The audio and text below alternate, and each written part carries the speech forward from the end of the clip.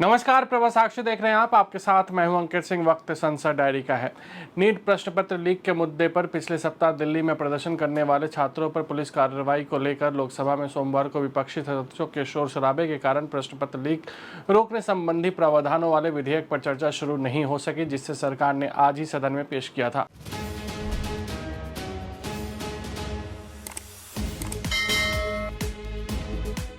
छात्रों पर पुलिस कार्रवाई के मामले में गृह मंत्री अमित शाह से जवाब देने की मांग कर रहे कांग्रेस और अन्य विपक्षी दलों के सदस्यों के हंगामे की वजह से सदन की बैठक 3 बार के स्थगन के बाद दिन भर के लिए स्थगित कर दी गई।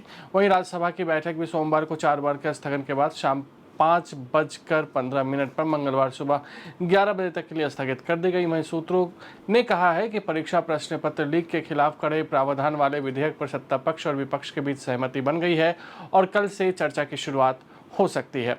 आज क्या कुछ हुआ है उसके बारे में बता देते हैं। तो सरकार ने विपक्षी सदस्यों के हंगामे के बीच प्रश्न पत्र लीक के खिलाफ कड़े प्रावधान वाला संशोधन विधेयक सोमवार को लोकसभा में पेश किया। प्रधानमंत्री कार्यालय में राज्य मंत्री जितेंद्र सिंह ने सदन में विपक्षी सदस्यों के हंगामे के बीच लोक परीक्षा अनुचित साधन निवारण संशोधन विधेयक 2026 पेश किया। लोकसभा अध्यक्ष ओम बिरला ने तृणमूल कांग्रेस सांसद सौगत रॉय, कांग्रेस सांसद मनीष तिवारी और कुछ अन्य सांसदों का नाम लिया और कहा कि क्या इस विधेयक को लेकर वे कुछ बोलना चाहते हैं। हालांकि किसी विपक्षी सदस्य ने इस पर अपनी बात नहीं रखी। बिरला ने कहा कि यह महत्वपूर्ण विधेयक है। विधेयक से सदन और देश की मंशा पर व्यापक चर्चा होगी। सभी दलों के लोग इस विषय पर बहुत दिनों से चर्चा की मांग कर रहे हैं। यह सुधार का प्रथम कदम है। मैं सोचता हूं कि सदन में इस पर चर्चा हो, सभी अपने मत व्यक्त करें ताकि हम इस पर बात कर सकें कि किस तरह से इस विधेयक के माध्यम से पेपर लीक को रोकने का समुचित कदम उठाया जा सकता है।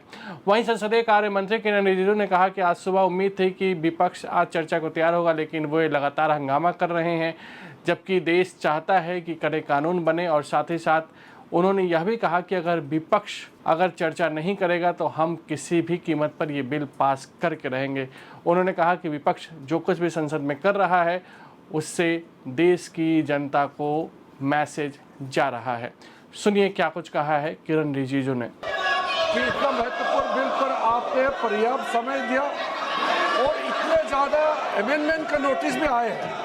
जब अमेंडमेंट का नोटिस आया इसका मतलब कई सदस्य इस महत्वपूर्ण बिल पे अपना मत रखना चाहते हैं। इंट्रोडक्शन के लिए भी नोटिस आए और बिल पे भी अमेंडमेंट नोटिस आए हैं। तो एक तरफ तो इतना अमेंडमेंट का नोटिस आए हैं, आपने आश्वासन भी दिया कि पर्याप्त समय देंगे, तो फिर यहाँ चर्चा को रोकने के लिए ये नारेबाजी क्यों कर रहे हैं, मुझे ये समझ में नहीं आ रहे हैं। ये तो युवाओं का पूरा इस पर नजर है और इतना important bill public examination prevention of unfair means जैसे बिल को चर्चा के लिए रोकना ये बहुत गलत मैसेज भेज रहा है। मैं कांग्रेस पार्टी को फिर से रिक्वेस्ट करता हूँ, अपने साथियों को समझाइए और बिल पे हम चर्चा शुरू करें।